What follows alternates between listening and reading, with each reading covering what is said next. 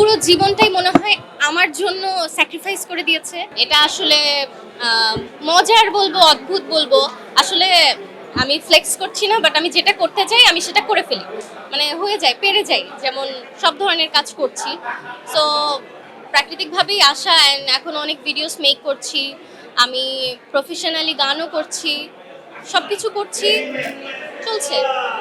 ভালোই লাগছে। ছোটবেলা থেকে আমি গান করতাম, তো সেভাবে যেহেতু গানের ভিডিওস, ছোট ছোট ডান্সের ভিডিওস, ছোট ছোট ভিডিও মেক করে আমি পোস্ট করেছি।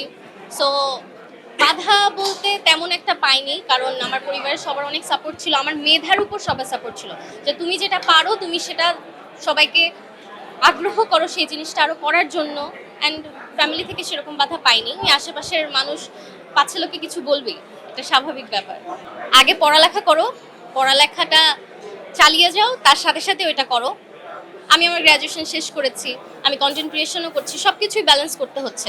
এখন শুধু অনেকেই আছে ছোটবেলা থেকে তাদের এখন ইচ্ছাই থাকে আমি কন্টেন্ট ক্রিয়েটর হব, আমি টিকটকার হব, আমি ডান্সার হব। হ্যাঁ, ডান্সার সিঙ্গার এগুলো আলাদা ব্যাপার। কন্টেন্ট ক্রিয়েশনটা আমি বলবো পড়ালেখার পাশাপাশি যদি তোমার মেধা লাগে, অবশ্যই মেধা লাগে কন্টেন্ট ক্রিয়েশন করতে। মেধা লাগে, তুমি যদি করতে পারো এটা অনেক বড় ব্যাপার, এটা তোমার ট্যালেন্ট। দুইজনই সাপোর্ট দিয়েছে, এখন আমার হাজব্যান্ডও সাপোর্ট দিচ্ছে। আমার হাজব্যান্ড এখানে আছে, আমার ফোন নিয়ে ভিডিও করছে। সবাই অনেক সাপোর্টিভ। আমি বললাম না, আমার মেধাটাকে সাপোর্ট দেয়, আমি ভালো কিছু করছি, সো সবাই সাপোর্ট দেয়। আমার আব্বু আম্মু দুইজনই অনেক সাপোর্টিভ, আমার জন্য অনেক খেটেছে। আমি তো মনে করি আমি এখনো তারা যতটা খেটেছে এতটা করতেই পারিনি, চাইবো আরো যেন করতে পারি, তাদের মানটা রাখতে পারি। এক লাইনেও বলতে পারবো না, এত বড় করেও বলতে গেলে এখন সময় চলে যাবে। সো ছোট করে বলি, আমার আম্মু পুরো জীবনটাই মনে হয় আমার জন্য স্যাক্রিফাইস করে দিয়েছে।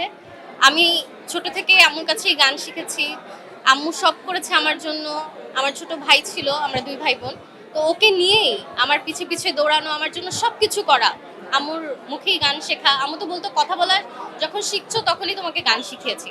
তো আম্মু সারাটা জীবন আমার জন্য করে গেছে। এখন যখন শ্বশুর বাড়িতে থাকে আম্মু অনেক কষ্ট পায়, আমি নেই, তাও আম্মুর সাথে সবসময় কানেক্টেড থাকার ট্রাই করি।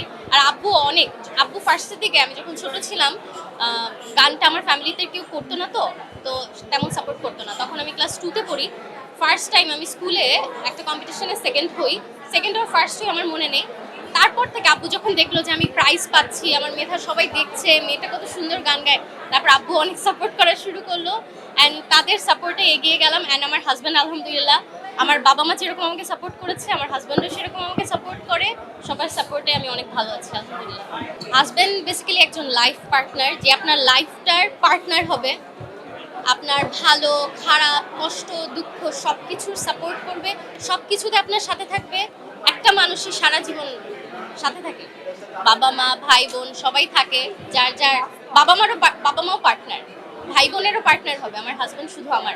এখন আসলে সবাই কন্টেন্ট ক্রিয়েটর, সবাই কম বেশি অনেক ভালো ভালো কাজ করছে, সুন্দর সুন্দর কাজ করছে।